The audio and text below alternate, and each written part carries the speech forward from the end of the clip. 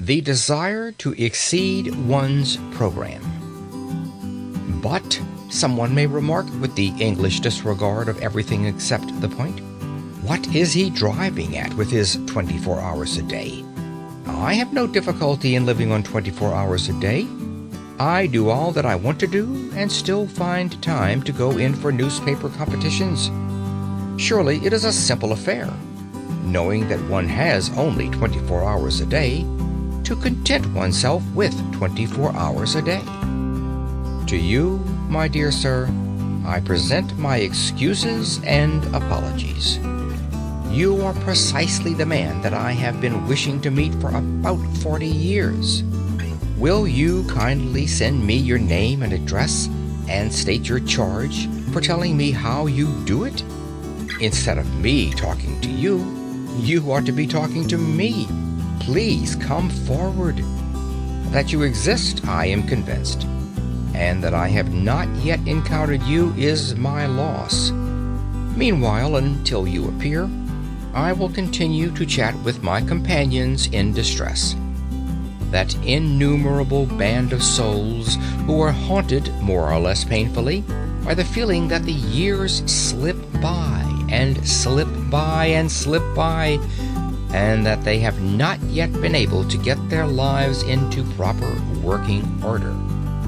If we analyze that feeling, we shall perceive it to be, primarily, one of uneasiness, of expectation, of looking forward, of aspiration.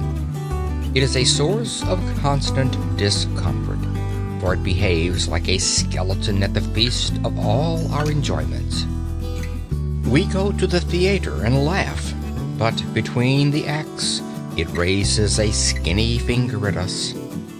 We rush violently for the last train, and while we are cooling a long age on the platform waiting for the last train, it promenades its bones up and down by our side, and inquires, O man, what hast thou done with thy youth?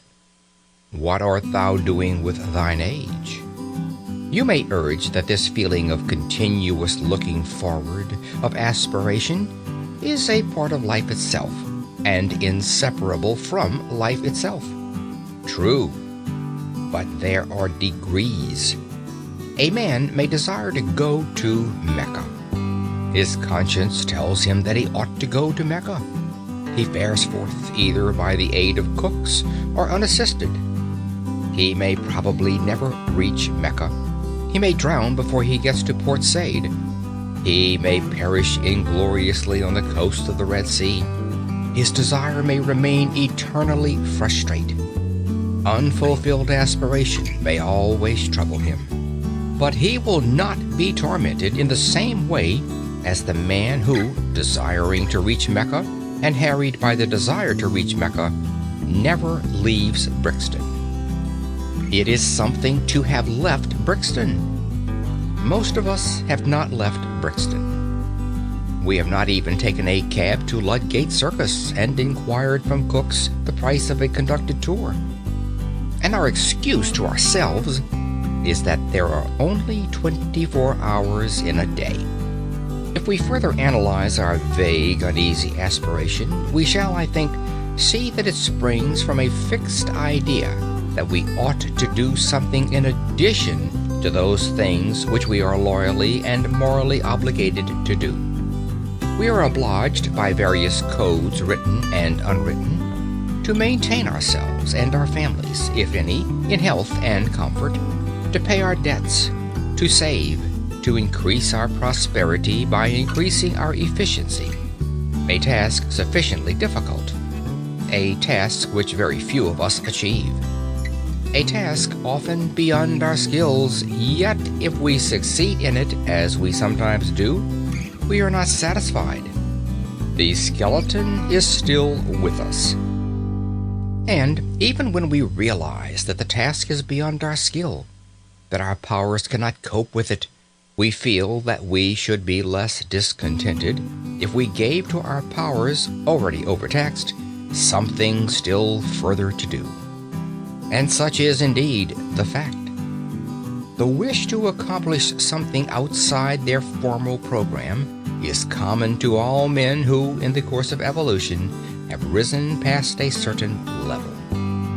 Until an effort is made to satisfy that wish, the sense of uneasy waiting for something to start which has not started will remain to disturb the peace of the soul. That wish has been called by many names.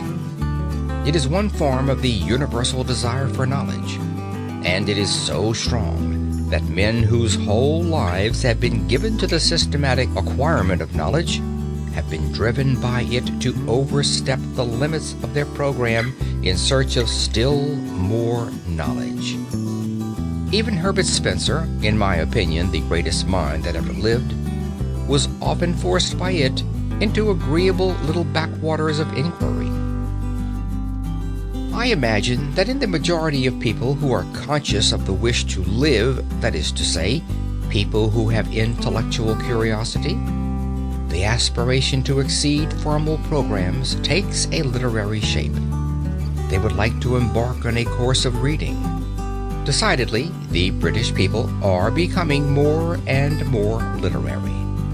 But I would point out that literature by no means comprises the whole field of knowledge, and that the disturbing thirst to improve oneself, to increase one's knowledge, may well be slaked quite apart from literature.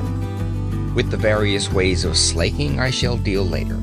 Here I merely point out to those who have no natural sympathy with literature that literature is not the only well.